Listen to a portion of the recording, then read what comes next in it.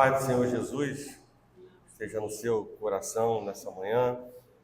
Muito bom dia a todos que estão aqui presentes.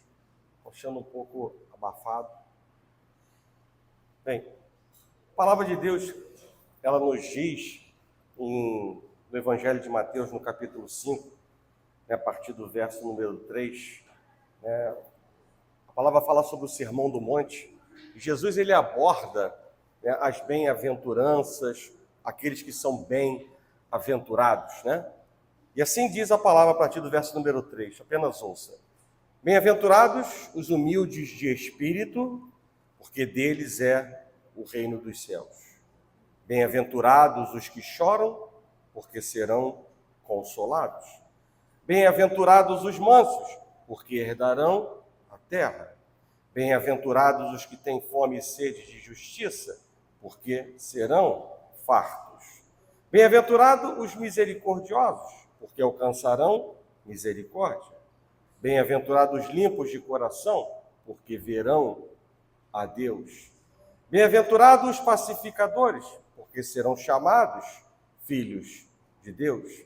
Bem-aventurados os perseguidos por causa da justiça, porque deles é o reino dos céus.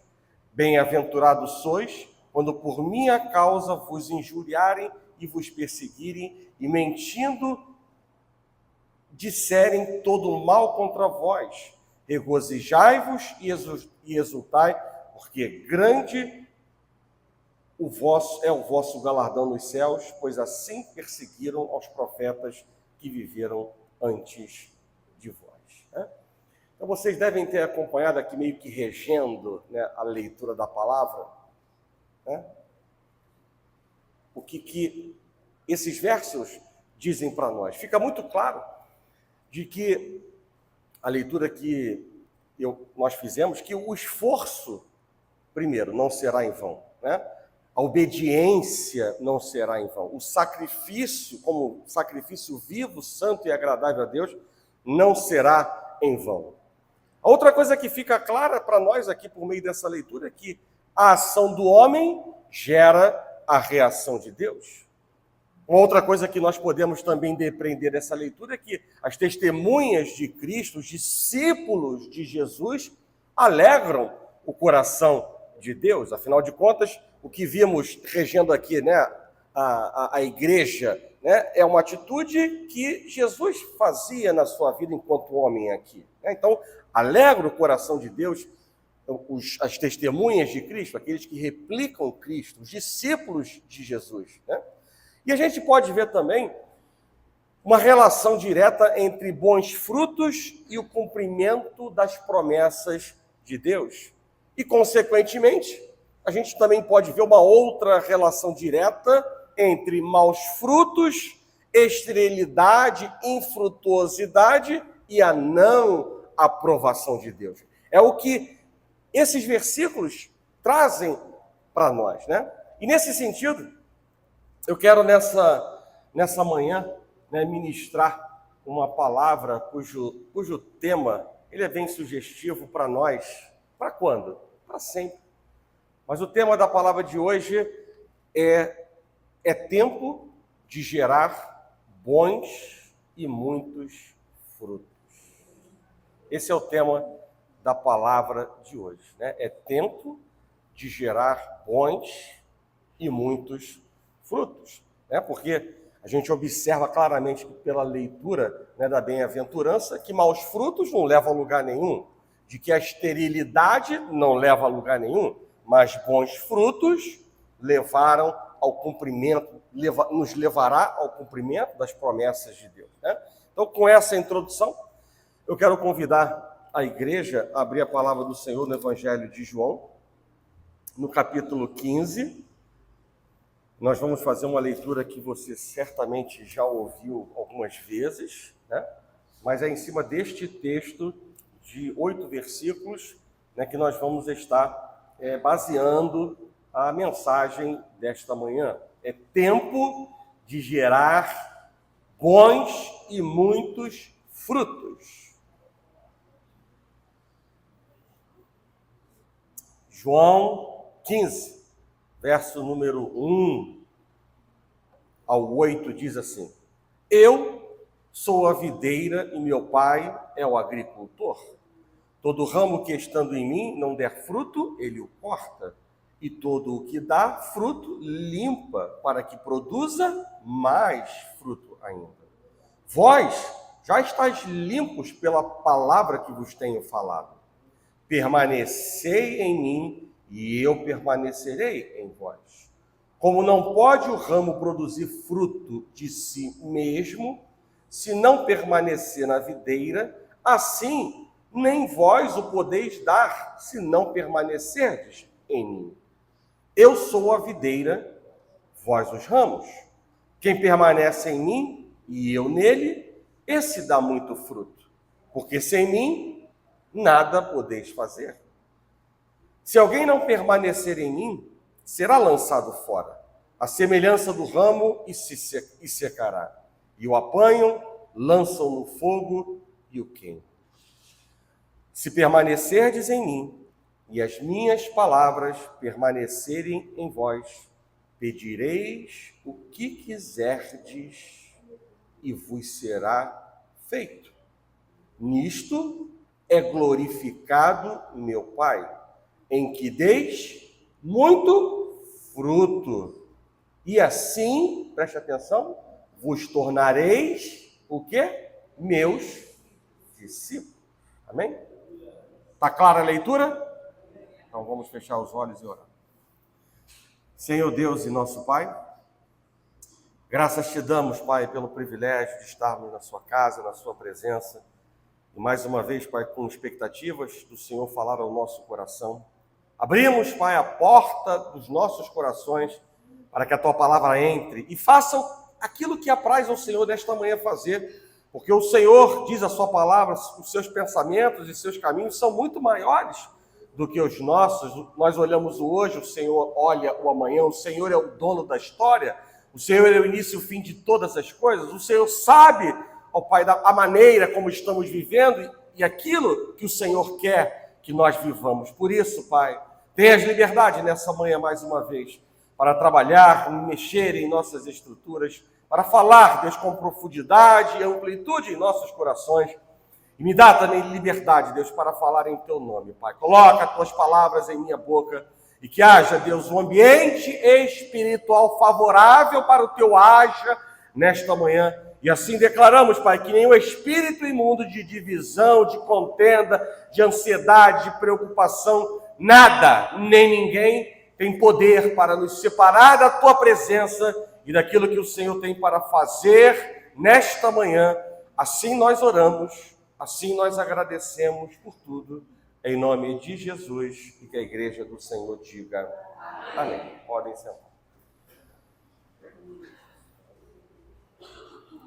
Como nós acabamos de ler, né, Jesus ele se apresenta como a videira verdadeira, né?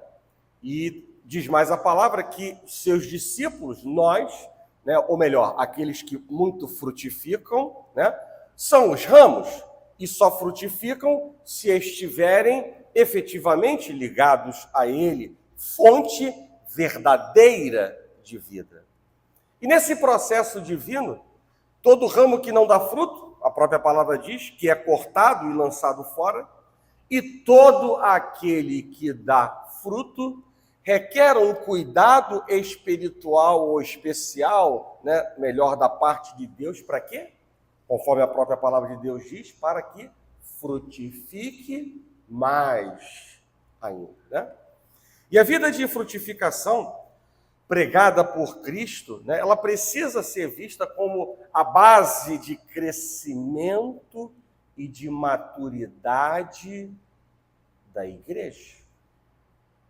Deus ele não está interessado em salvar o pecador simplesmente para o pecador usufruir das suas bênçãos. Deus ele requer de cada cristão o quê? Uma vida frutífera. É esse o desejo de Deus, né? Assim, todo aquele que é do reino de Deus, como eu preguei na semana passada, né, não pode mais se conformar com este mundo, né? Em Romanos, no capítulo 12, verso 1 e 2, Paulo ele diz que o nosso corpo, sendo santuário do Espírito Santo, ele precisa ser apresentado a Deus como sacrifício vivo. E por isso, ele não deve ser contaminado. Não há dúvidas, pelo texto que nós acabamos de ler, que nós somos chamados a dar frutos, bons frutos, muitos frutos.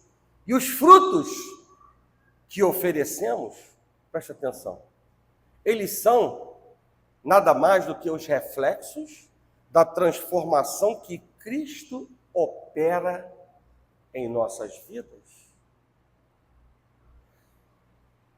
E antes de nós falarmos sobre o que devemos fazer, porque essa é a parte importante, e prática da palavra dessa manhã, mas antes de nós falarmos sobre o que devemos fazer para darmos bons e muitos frutos, eu quero compartilhar com a igreja 4 importantes verdades para fundamentar a palavra dessa manhã. A primeira grande e importante verdade, preste atenção, é que no reino de Deus não há vaga para árvore bonita, cheia de folhas,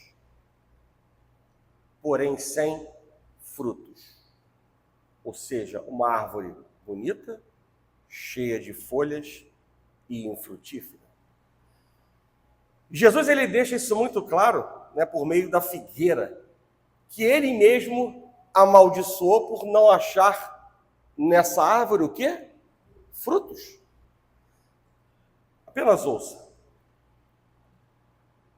Marcos capítulo 11, a partir do verso 12, diz assim: no dia seguinte, quando saíram de Betânia, teve fome, Jesus. E vendo de longe ele uma figueira com folhas, foi ver se nela, porventura, acharia alguma coisa, fruto. Aproximando-se dela, nada achou, senão folhas, porque não era tempo de figos. Então lhe disse Jesus: nunca, jamais coma alguém fruto de ti. Ele olhou para a figueira e declarou essas palavras, e os discípulos ouviram o que Jesus falou. E, obviamente, o que Jesus fala se cumpre, e aquilo se cumpriu. E eu não sei se você sabe, mas os frutos da figueira, eles nascem antes das suas folhas. E o que nós acabamos de ler é que Jesus olhava para a figueira, via folhas, mas não via o fruto. E uma vez que Jesus ele viu a figueira com folhas, ele achava que ele iria encontrar o quê?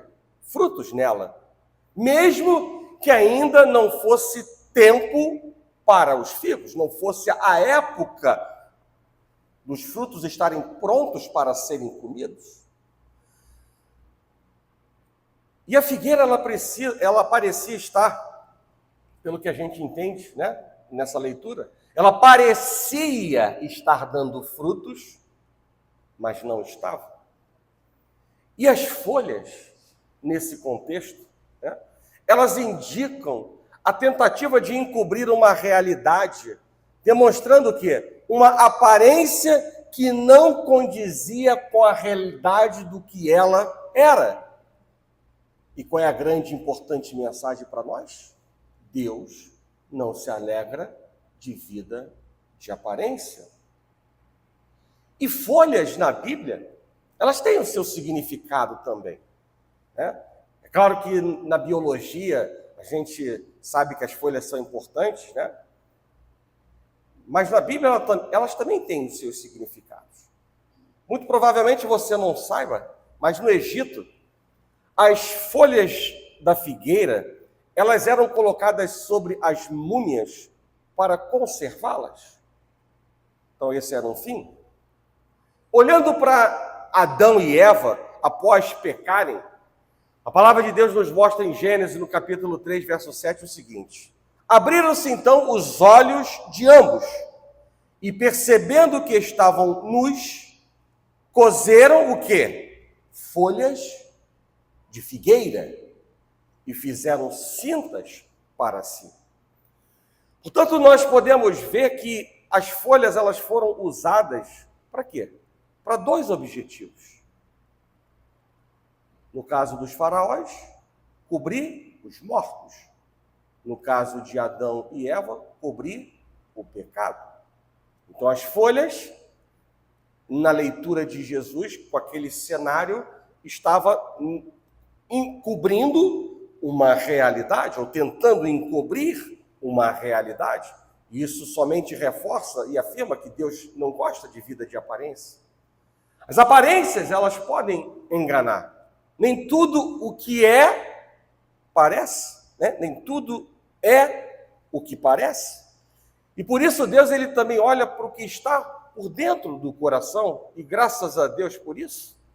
Nosso valor não está na aparência física, nem naquilo que as outras pessoas pensam de nós. Deus ele vê a nossa personalidade, Deus ele vê aquilo que nós pensamos, Deus ele vê aquilo que nós fazemos, Deus ele vê as nossas motivações, Deus vê em nós os desejos que estão presentes dentro de nós. Mas há uma mensagem importante. Se para algo natural, Jesus ele tinha expectativa de ver frutos, imagina o tipo de expectativa que ele tem, né, de nos ver produzindo frutos para ele também. Né?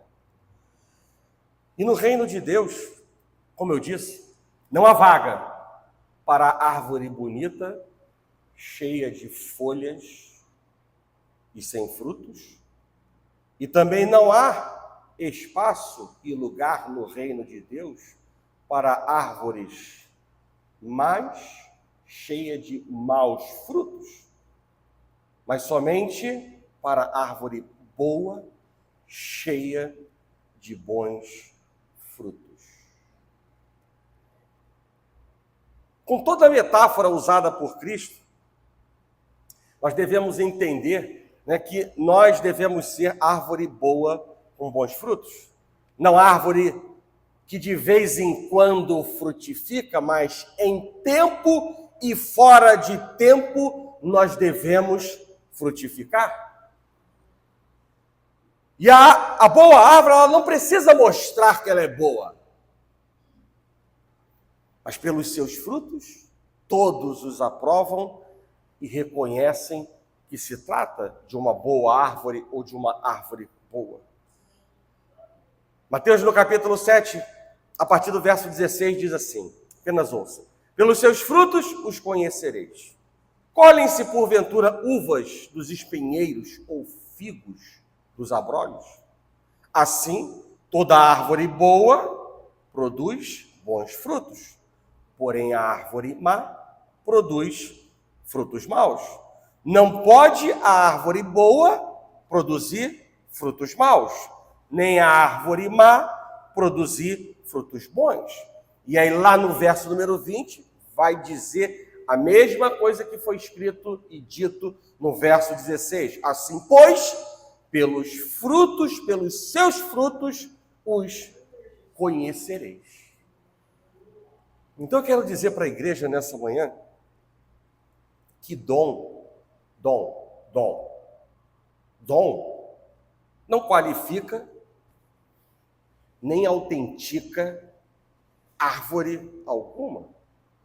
Porque dom é dádiva de Deus, é um presente imerecido de Deus para nós. Agora, os frutos,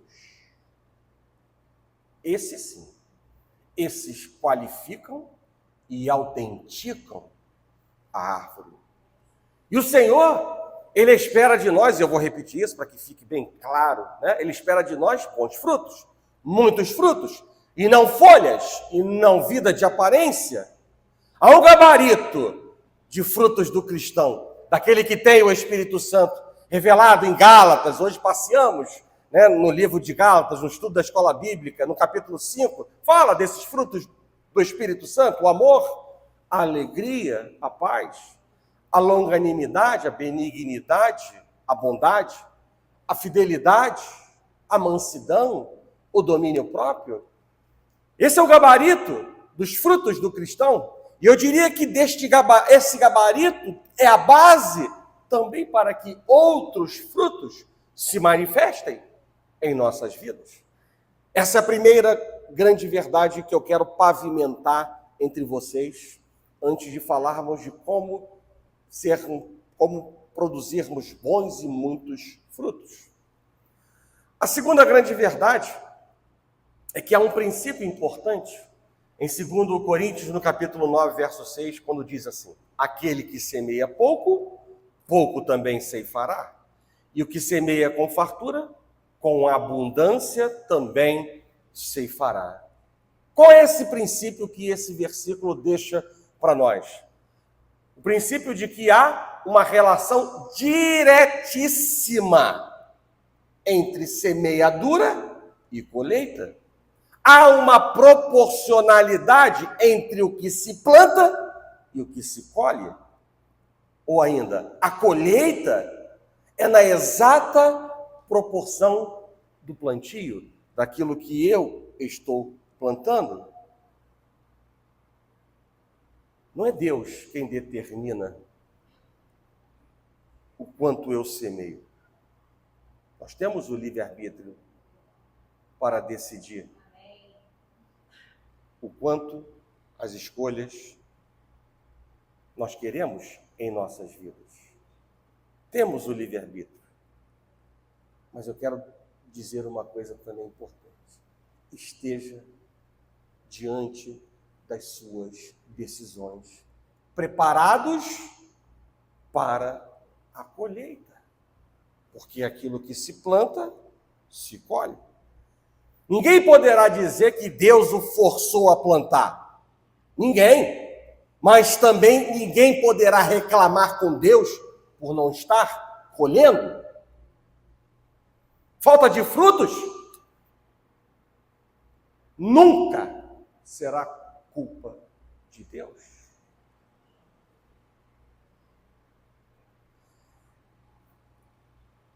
Na matemática, 0 multiplicado por 100 dá quanto? Meu Deus, silêncio sepulcral, que é esse? Suelen, 0 multiplicado por 100 dá quanto? Obrigado, Suelen. Irmãos, de maneira mais prática, não tem nada na carteira, multiplica por 100, vai ficar sendo o quê? Nada. Então, 0 multiplicado por qualquer coisa é 0. Isso é a matemática. Sim ou não? Sim. E no mundo espiritual, via de regra, é a mesma coisa. Sabe por quê? Porque nós estamos diante de um Deus que é amoroso, bondoso, misericordioso, sim. Mas também estamos diante de um Deus que é justo. Um Deus que repugna o preguiçoso, o insubmisso, o negligente, o incrédulo, o ateu. Sim ou não? Sim. E mais ainda, estamos diante de um Deus que é coerente. E assim, o que nada semeia, nada colherá. O que semeia pouco, pouco colherá. O que semeia muito, muito colherá. Nós estamos diante de um Deus coerente, via de regra. Não vou entrar no mérito da misericórdia de Deus, porque aí é um ponto fora da curva, aonde alguém pode não estar dando nada e Deus, por misericórdia, vai tratar para que o seu propósito seja alcançado. Mas, via de regra, se plantamos nada, vamos colher nada, porque estamos diante de um Deus justo. Porque senão, seria muito fácil. Então vale a pena ser que nem o mundo? Vale a pena fazer o que quer? Já estou salvo. Eu posso viver diante dos prazeres que eu quero viver? E não é bem assim. Não é bem assim. Mais ainda, a forma como nós vivemos influi muito na colheita. Não basta fazer a coisa certa. Temos que fazer do jeito certo. Não basta devolver o seu dízimo à igreja. É uma coisa certa? Sim. Mas se você devolve aquilo que não é teu, então, portanto, não é dar. O verbo é devolver. Você dar, verbo dar para oferta. Para dízimo é devolve. Então, você devolve na casa de Deus o dízimo. É a coisa certa? Sim. E qual é a motivação que está dentro de você? Não, eu estou barganhando, Deus. Eu estou obedecendo, mas tu sabes que eu preciso disso. Deus, eu estou entregando o dízimo, mas a fonte desse recurso é ilícita. E aí?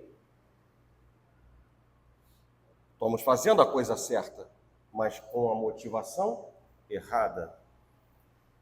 Eu digo para o irmão não que amo o meu irmão, eu estou fazendo a coisa certa, mas eu não perdoo o irmão. Eu estou fazendo de um jeito errado, né? Então fica muito claro para nós, dentro dessa segunda verdade, né, que a forma como nós vivemos vai influenciar muito na colheita. A semeadura não é só aquilo que fazemos, mas a forma como fazemos, porque nós estamos diante de um Deus que sonda e nos conhece por inteiro. Então você pode estar entregando o seu dízimo e não estar colhendo aquilo que Deus fala na sua palavra, porque ao enxergar a sua motivação errada, Deus não vai compactuar com o erro. Sim ou não? Sim. Essa é a segunda verdade, que eu espero que esteja pavimentada, né? A proporcionalidade da lei da semeadura. O que planto, colho. Na medida que planto, colho. O que planto, eu colho. Fique claro isso. Terceira importante verdade. Produzir frutos na vida de um cristão não é algo opcional. Isso é uma terceira grande verdade que nós podemos extrair da leitura que fizemos no Evangelho de João, no capítulo 15. Né? Quando Cristo ele chama um homem ou uma mulher, propõe que ele venha e morra. Morrer para si mesmo é uma exigência inegociável para quem deseja seguir a Cristo. E assim, a gente pode entender que não há discipulado sem cruz e não há fruto sem renúncia. Não é à toa que Paulo vai dizer, para nós nos apresentarmos por sacrifício vivo, santo e agradável a Deus. Isso implica em renúncia. A vida cristã é um constante processo de morte para si, para o eu, e de vida para Deus. Em Lucas, no capítulo 9, verso 23, Jesus reforça essa verdade quando ele diz assim: se alguém quer vir após mim, a si mesmo se negue, dia a dia tome a sua cruz e siga-me. Pois quem quiser salvar a sua vida, perdê-la-á. Quem perder a vida por minha causa, esse sim a salvará. Então a terceira grande verdade é de que frutos na nossa vida não é uma temática opcional, é um mandamento, é o desejo do coração de Deus.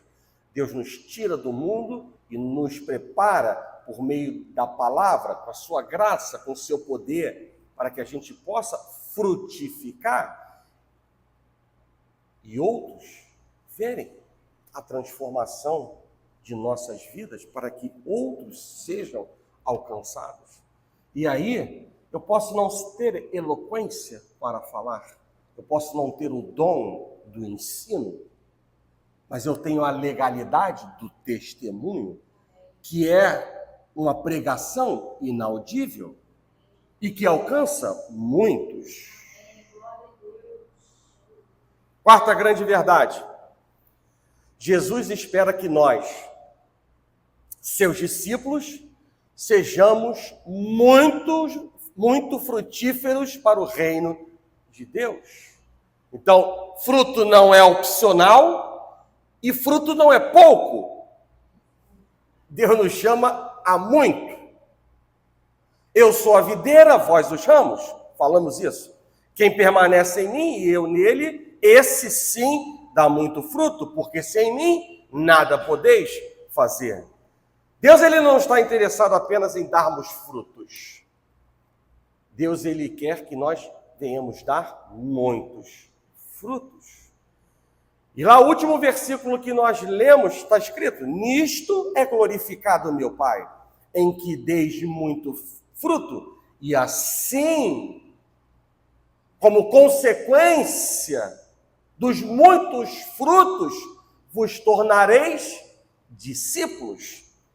Então, discípulo não é só ser seguidor, sem que viva uma vida de frutos. Na época de Jesus, existiam muitos seguidores que tinham motivações erradas em seus corações. E por isso, quando Jesus fala uma palavra mais dura, o que a palavra de Deus nos mostra? Eles abandonam Jesus. Né? Perceba que quando nós damos muito fruto, nós não estamos fazendo nada mais do que cumprindo o chamado de Deus, que é sermos discípulos de Jesus. Uma laranjeira não pode produzir abacate e uma mangueira não produzirá uvas. Assim, nós não podemos produzir frutos diferentes daquilo que somos chamados para ser. É impossível. Igreja, preste atenção no que eu vou dizer agora, porque eu estou colocando dentro de você conhecimento, não para você julgar, mas conhecimento para você refletir. E veja o que eu quero dizer agora. É impossível alguém ser discípulo de Jesus, estar acompanhando Jesus, estar seguindo Jesus, estar obedecendo Jesus e não produzir os frutos semelhantes ao que ele produziu. Sabe por quê? Porque os frutos, eles são apenas uma consequência da nossa vida e da nossa ligação com Deus. É por isso que a palavra de Deus vai nos dizer que nós somos verdadeira e efetivamente conhecidos pelos nossos frutos. E fruto fala disso, da consequência da nossa vida com Deus, da nossa aliança com Deus, da nossa ligação com Deus. Dá para entender? Há uma relação direta. Então, se os frutos são maus, essa ligação com Deus. Se os frutos são poucos, essa ligação com Deus. É o que a palavra de Deus nos está nos mostrando. Né? Então, dito essas 4 verdades, em termos práticos, o que devemos fazer para darmos bons e muitos frutos? Né?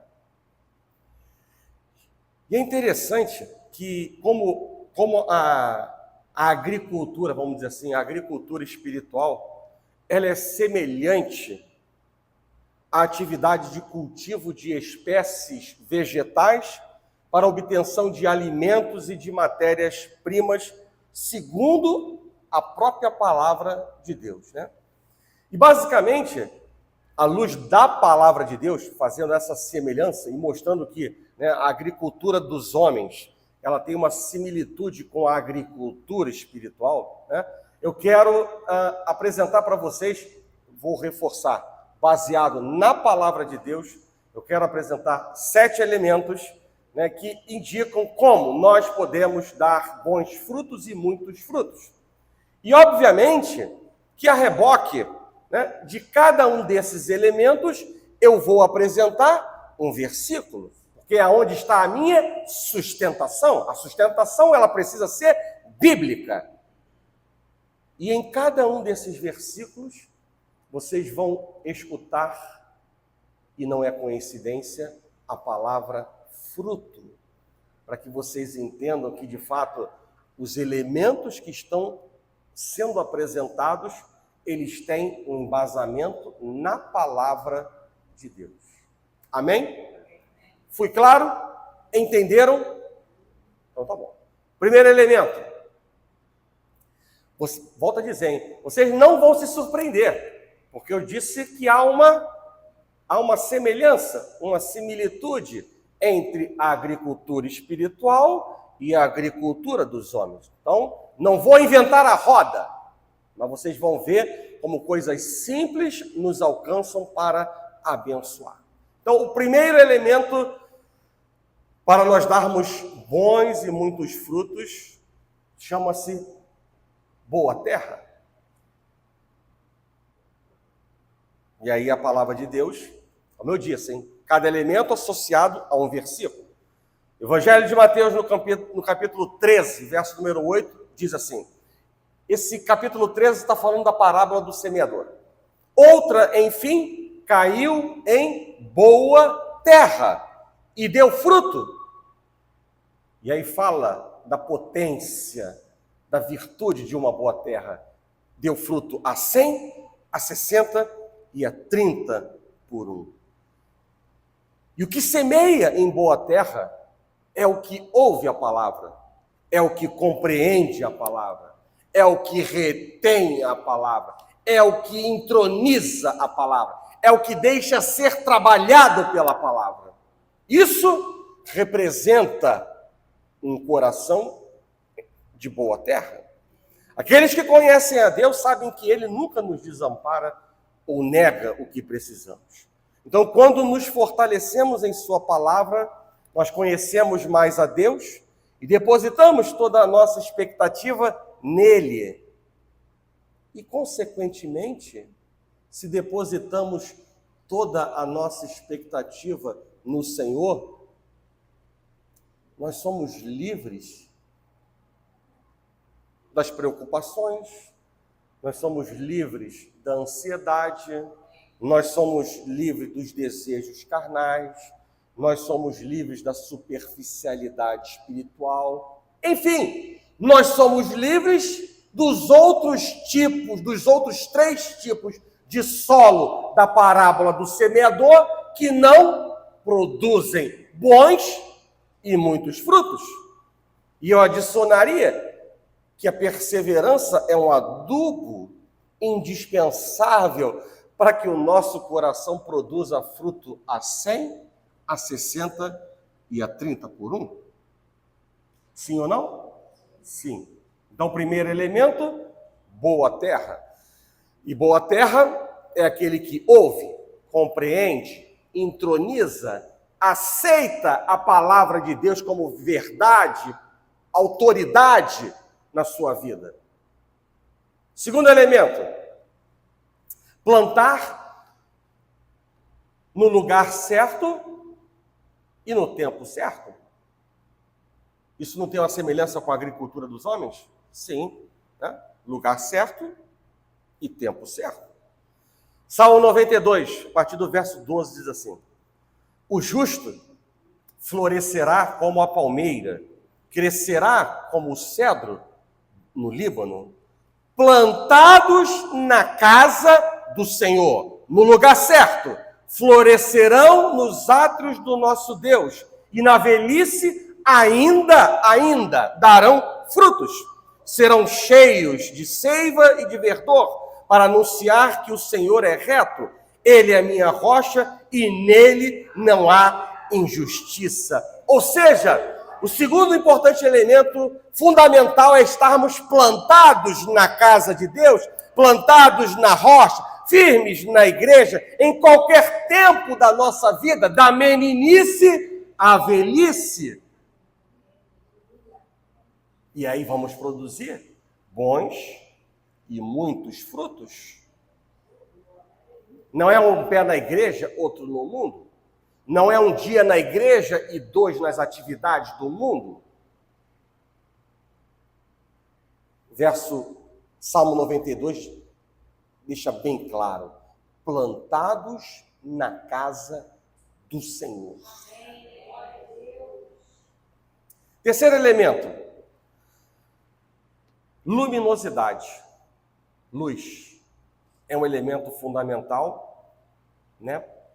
Tanto na agricultura dos homens, quanto na agricultura espiritual. Efésios capítulo 5, a partir do verso 8, diz assim: pois outrora eres trevas, porém agora sois luz do Senhor. Andai como filhos da luz, porque o fruto da luz consiste em quê? Bondade, em toda justiça e em toda verdade. E continua a palavra: provando sempre o que é agradável ao Senhor. E não sejais cúmplices das obras infrutíferas das trevas, antes, porém, reprovai-as. Ou seja, o que é sim, o que é não. O que é aprovado por Deus é aprovado por nós. O que é reprovado por Deus deve ser reprovado por nós. Se não houver luz, o fruto não cresce. Se não houver Jesus na nossa vida, não há bom fruto, não há prosperidade. Se não estamos guiados por Jesus, não há bons frutos, não há prosperidade. Jesus é luz do mundo. Quarto elemento, ser regado. Jeremias capítulo 17, versos 7 e 8 diz assim, eu gosto muito desses versículos: bendito o homem que confia no Senhor e cuja esperança é o Senhor. Sabe por quê? Porque ele é como a árvore plantada junto às águas, que estende as suas raízes para o ribeiro e não receia quando vem o calor, o problema, a tempestade, a enfermidade, mas a sua folha fica verde. E no ano da sequidão não se perturba e nem deixa de dar fruto. Jesus, ele não é somente a luz do mundo, mas ele também é fonte das águas vivas para nos irrigar. E confiar no Senhor e esperar no Senhor é uma forma de demonstrar coragem e confiança em Deus, mesmo quando se enfrenta adversidades muito grandes. Enquanto a esperança nos dá a visão de futuro, a fé ou a confiança nos dá a certeza de que nós estamos ancorados nas promessas de Deus. E se hoje eu estou ancorado nas promessas, e eu estou com os meus olhos crendo no amanhã, isso alegra o coração de Deus. E, consequentemente, sou uma árvore a produzir bons e muitos frutos. Quinto elemento: morrer para viver. É o quinto elemento. João, no capítulo 12, verso 24, diz assim: em verdade vos digo, se o grão de trigo caindo na terra não morrer, fica ele só, mas se morrer, produz muito fruto. E a grande mensagem de Deus, reforçando tudo que está sendo dito nessa manhã, é que nós precisamos deixar para trás o que para trás Deus já mandou ser deixado, ser feito, ser abandonado em nossas vidas. É preciso morrer para o mundo, é preciso morrer para o pecado, é preciso morrer para as concupiscências da carne e viver para Deus, dando fruto para Ele. E quanto mais fruto eu dou, mais eu darei. Por quê? Sexto elemento, porque eu serei podado por Deus. E aí eu vou voltar aos versículos que nós lemos no início dessa mensagem, no próprio Evangelho de João, no capítulo 2 e 3, diz assim: todo ramo que estando em mim não der fruto, ele o corta, e todo o que dá fruto, limpa, para que produza mais fruto ainda. Vós já estáis limpos pela palavra que vos tenho falado. Ou seja, para que possamos dar mais frutos, o que esta palavra está dizendo, estes versículos ditos por Jesus está nos dizendo, é que precisamos passar por um processo de poda. E aí, eu quero aproveitar a oportunidade, neste momento, já que entramos nesse contexto, né, para ampliar a sua visão acerca de duas coisas distintas, mas complementares. Há uma distinção entre podar e disciplinar. São duas coisas distintas. O propósito da disciplina é limpá-lo. O propósito da disciplina, posso dizer que é levantá-lo para que você viva uma vida frutífera para a glória de Deus, transformar alguém de frutos maus em fruto, transformar, né, uma árvore estéril em vida. Então, a disciplina se propõe a isso, para que você viva uma vida frutífera para a glória de Deus. A disciplina, não temos dúvidas de que é um ato doloroso, porque ela vem, segundo a palavra, ela vem por meio da repreensão, ela vem por meio da reprovação de Deus, e ela vem também por meio de açoite. Obviamente que açoite, né, quando nós falamos em açoite, nós falamos em chicotada, e não é isso que o Deus de amor tem como mensagem para nós, para que haja uma mudança. Nesse contexto, né, consiste em Deus permitir, eu diria que permitir que nós venhamos colher o fruto de nossas decisões erradas, dos nossos pecados, as consequências dos nossos atos. Ou seja, é uma outra maneira de Deus trabalhar em nossas vidas. Então, a disciplina é um ato doloroso, porque ela vem por meio da repreensão, da reprovação e dos açoites. Quem diz isso? A palavra. Hebreus capítulo 12, versos 5 e 6 diz assim: filho meu, não menosprezes a correção, não menosprezes a repreensão que vem do Senhor, nem desmaies por ele quando és reprovado. Então é a segunda forma de Deus disciplinar, a reprovação, porque o Senhor corrige a quem ele ama e açoita. Terceira forma de disciplinar, a todo filho a quem ele recebe. A disciplina, de fato, ela não é agradável nem para o filho e nem para o pai. Mas a disciplina é uma demonstração, sabe de quê? De um amor responsável. A disciplina é um método que Deus usa para nos tirar da esterilidade. Hebreus capítulo 12, verso 11. Eu falo isso pautado na Bíblia. Hebreus capítulo 12, verso 11 diz assim: toda disciplina, com efeito, no momento, não parece ser motivo de alegria, mas de tristeza. Ao depois, entretanto, olha aqui o que a palavra de Deus diz: produz fruto. Então sai do estágio de estéril para produzir fruto. E continua dizendo assim: produzir que tipo de fruto? Um fruto mau? Não, fruto pacífico aos que têm sido por ela exercitados, frutos de arrependimento, fruto de justiça. Ou seja, o projeto de Deus na disciplina não é provocar dor, mas produzir fruto por meio do arrependimento.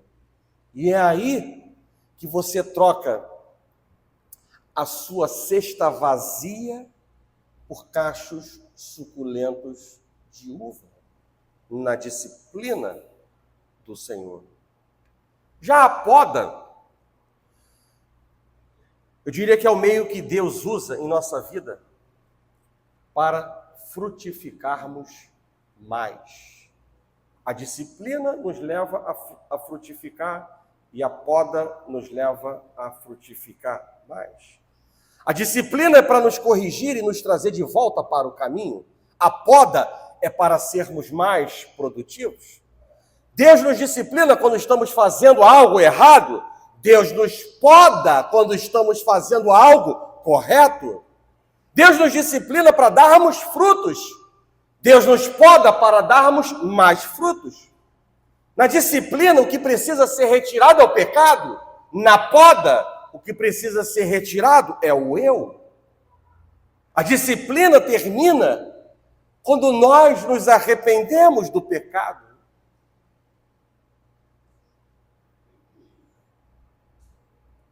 E a poda, ela só termina quando Deus concluir a sua obra em nós na glorificação. Então há uma diferença muito grande entre disciplinar e podar, mas elas são complementares. E agora, para que fique ainda mais claro para vocês nessa manhã, né? Deus, ele nos poda de que maneira?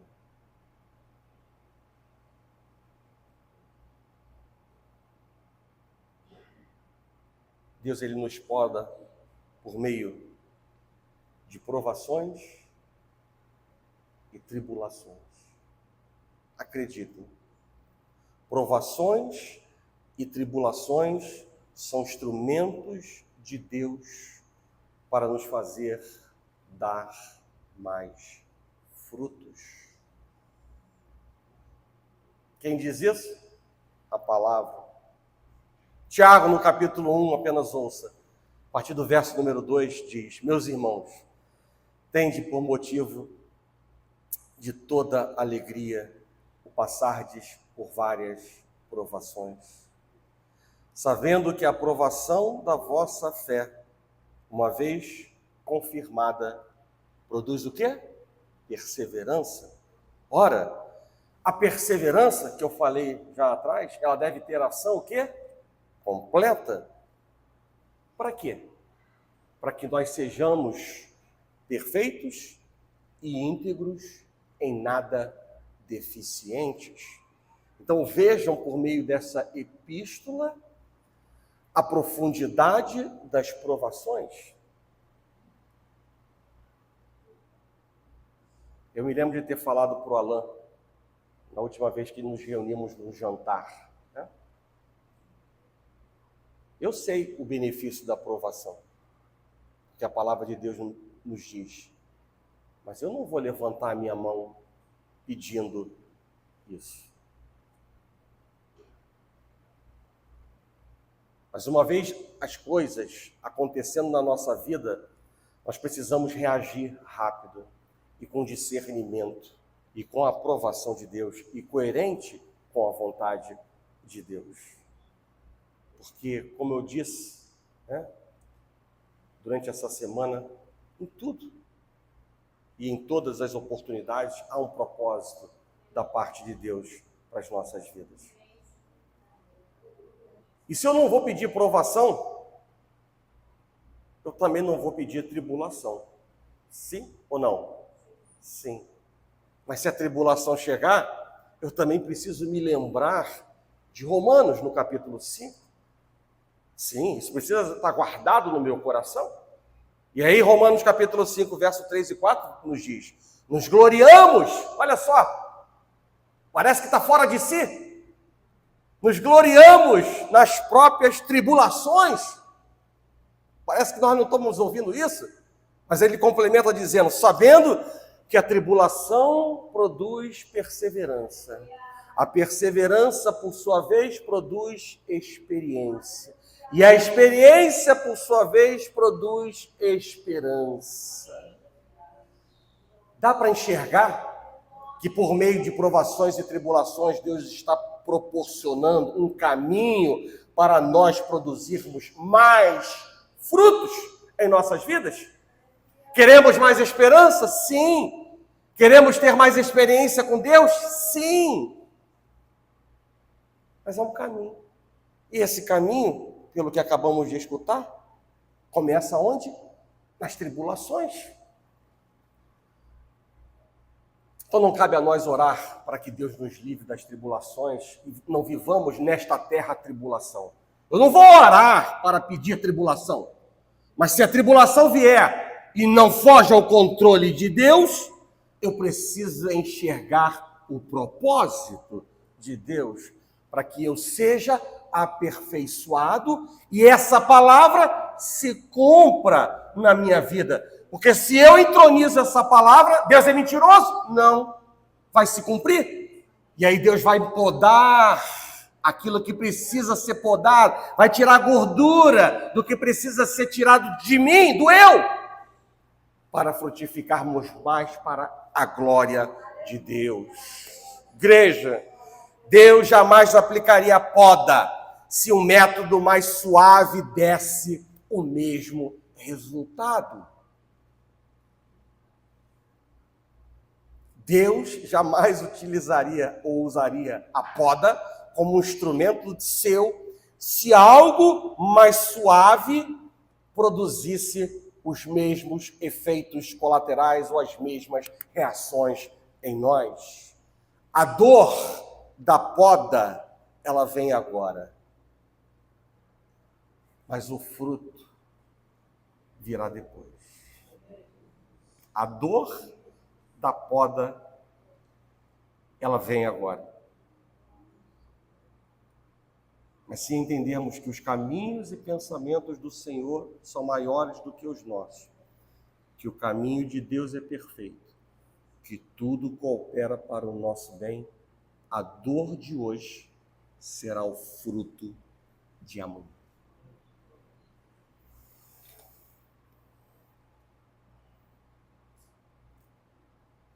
E o sétimo e último elemento dessa relação de 7 itens, para darmos bons e muitos frutos.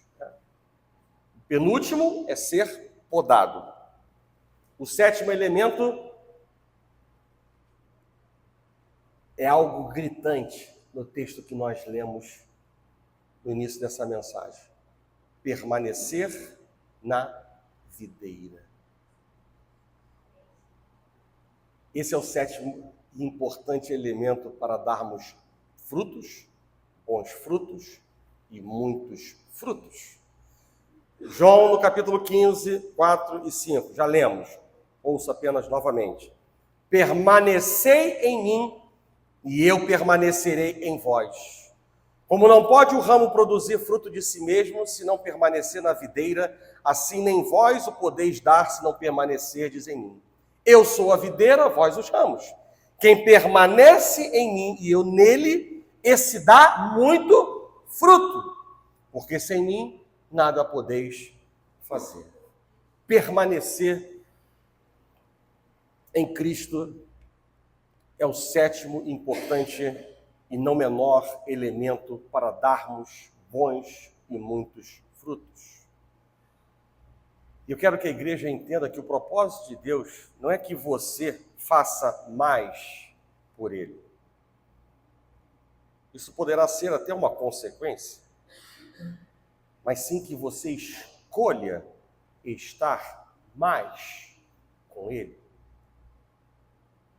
Porque no momento em que você prioriza Ele e escolhe estar com Ele mais tempo, consequentemente, você fará mais por Ele.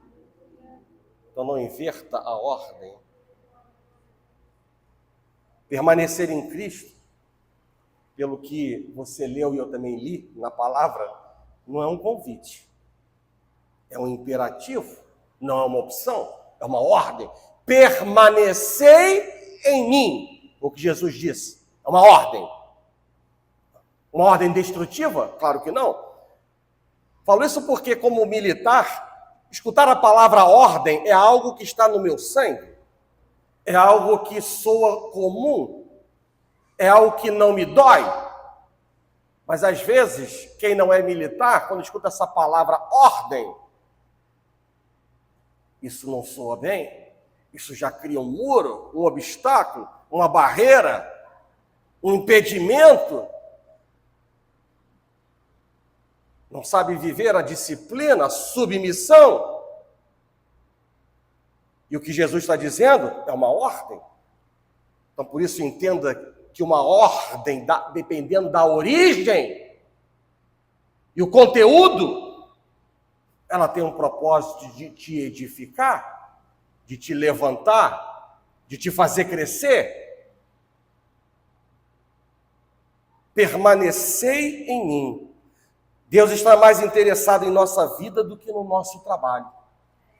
Deus está mais interessado no relacionamento com Ele do que nas nossas atividades. Ele quer você mais do que as suas obras. Permanecer em Cristo é andar como Ele andou. Quem fala isso? A palavra. 1 João, capítulo 2, versos 5 e 6, diz assim, o seguinte: nisto, presta atenção, igreja, olha só. Nisto sabemos que estamos nele. Aquele que diz que permanece nele, esse também deve andar assim como ele andou. Aquele que diz, faça a mesma coisa.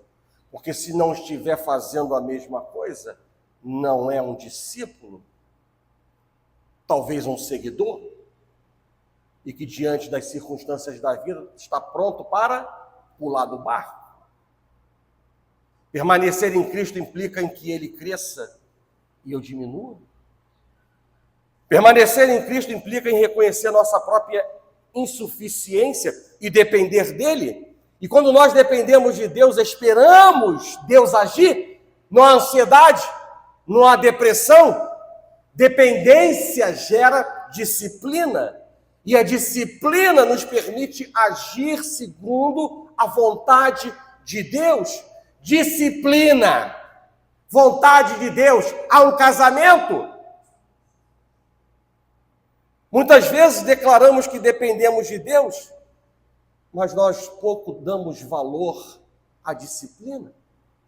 Não lemos a Bíblia, mas esperamos que Deus nos fale. Dizemos esperar que Deus esteja no controle de nossas vidas, mas raramente procuramos negar a nós mesmos. E esse tipo de dependência sem disciplina vai terminar, sabe aonde?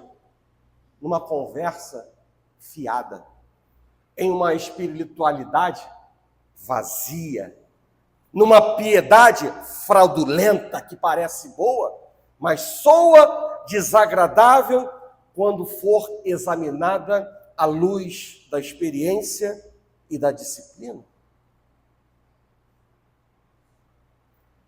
Jesus é o caminho, a verdade e a vida, e ninguém vai ao Pai senão por meio dele.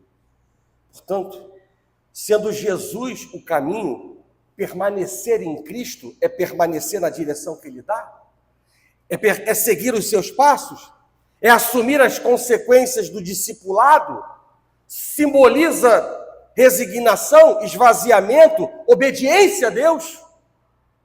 Sendo Jesus a verdade, como nós proclamamos aqui, segundo a palavra, sendo Jesus a verdade, permanecer em Cristo é viver segundo a verdade, segundo a palavra.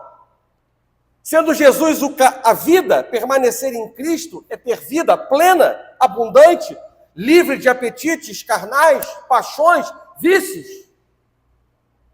Permanecer em Cristo é vital para produzir muito fruto. Permanecer em Cristo é evidência de que nós somos discípulos de Cristo por darmos muitos frutos?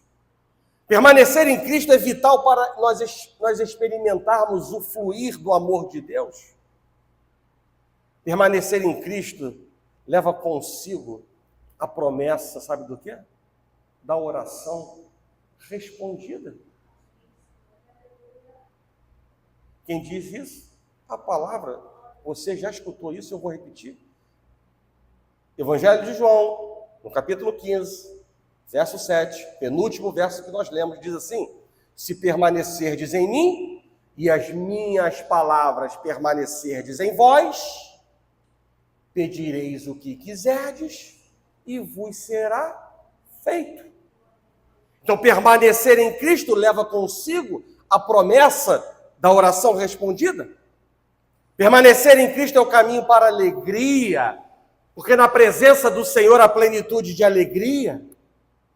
Presta atenção no que Deus fala para você nessa manhã, por meio do versículo 11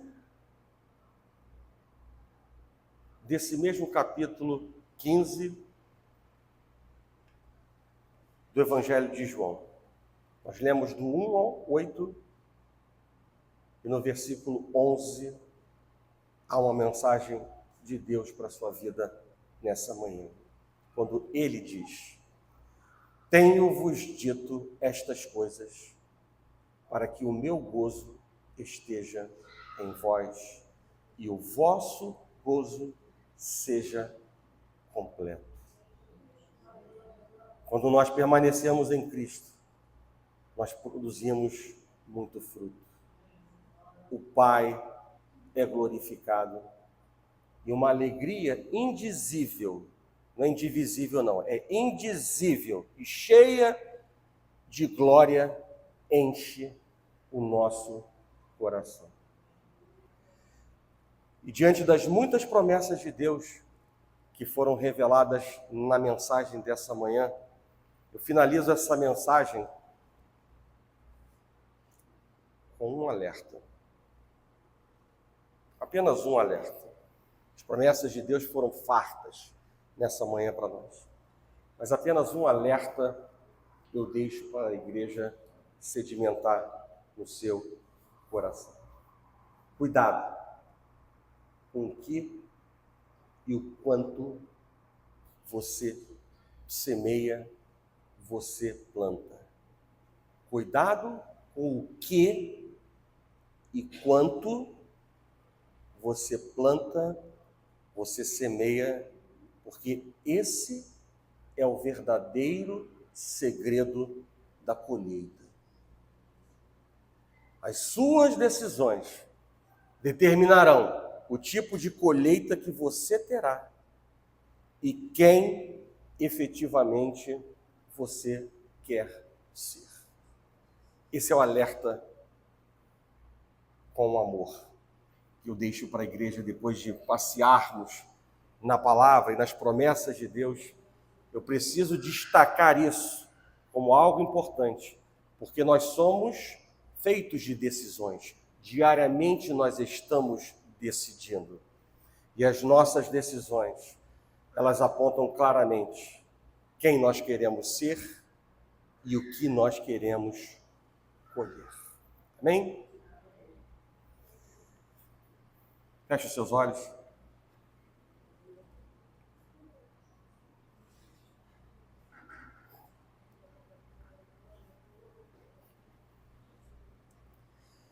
Senhor Deus e Pai, graças te damos, Pai, nessa manhã, mais uma oportunidade de estar, Pai, na sua presença, na sua casa, e diante da tua palavra, como um Deus que sonda e conhece o nosso coração, como um Deus que sabe, Pai, aquilo que precisamos escutar para podermos, Deus, sair de uma condição para outra melhor. Seja algo que não agrada para algo que te agrade, ou seja algo que já está te agradando para algo que te agrade ainda mais. Porque nós somos chamados para a obediência, para a justiça, para a retidão, para a glória do teu santo nome, Pai. Nessa manhã, nós queremos mais uma vez te dar, ó Pai, liberdade para trabalhar em nossas vidas. Nós cremos no poder da oração. Não é por força, nem por violência, mas tudo acontece pelo teu Espírito. E que essa palavra, Pai, seja entronizada e ela seja vivificada, Pai, no coração dos teus filhos, para que, Pai, possam ser instrumentos mais frutuosos para a glória do teu santo nome, Pai. Existem níveis diferentes, ó Pai, de caminhada espiritual nesta manhã. Mas há uma igreja que te adora. Há algo em comum na igreja que oferece as primícias para ti. O desejo e a expectativa de que o Senhor trabalhe em nossas vidas. Por isso, Pai, nessa manhã, encontra a liberdade para operar, para manifestar o seu poder e glória, Pai, limpando de nós tudo aquilo que te desagrada, tudo aquilo que é sujeira espiritual dentro de nós, tudo aquilo que nos limita, que é barreira, cadeias, grilhões, amarras, Deus do passado. Oh Deus, Tu és o início e o fim de todas as coisas, Tu pode todas as coisas. Basta, Deus, uma palavra. Basta uma palavra. E tudo muda em nossas vidas. Abre, Deus, as comportas dos céus. E nessa manhã contempla, Deus, a vida dos teus filhos. Para a glória, Deus, do teu santo nome. É tempo de gerar não somente frutos, mas frutos bons. E não somente bons, mas muitos. Ajuda-nos, Deus. Sabemos da nossa responsabilidade. Entendemos, Deus, a lei da semeadura. Entendemos, Deus, que a ação do homem gera a tua reação. Mas nos ajuda, Deus, a mortificar a nossa carne e viver, Deus, a tua palavra, o teu chamado, a tua vontade, viver o teu querer, Pai, em nossas vidas, ó Pai. Não seja o que nós queremos, mas sim o que o Senhor quer. Manifesta, Pai, a tua presença e poder em nossas vidas, ó Pai. Sacode, Deus, a tua igreja. Aviva a tua obra, Senhor, nesta manhã, para que nós, Pai, possamos viver os nossos dias de maneira diferente. Nós não somos chamados a ficar em cima do muro. Nós não somos chamados a retroceder. Nós não somos chamados a ficar estagnados. Nós somos chamados a avançar, a marchar para as coisas que diante de nós o Senhor já preparou e que por vezes não estão disponíveis aos nossos olhos. Mas nos ajuda, Pai, a avançar e crer que nada diferente do melhor está, ó Pai, debaixo da tua vontade. Assim, Deus, nós oramos nessa manhã. E nós agradecemos por tudo. Em nome de Jesus. Em nome de Jesus. E que a igreja do Senhor diga amém. Vamos louvar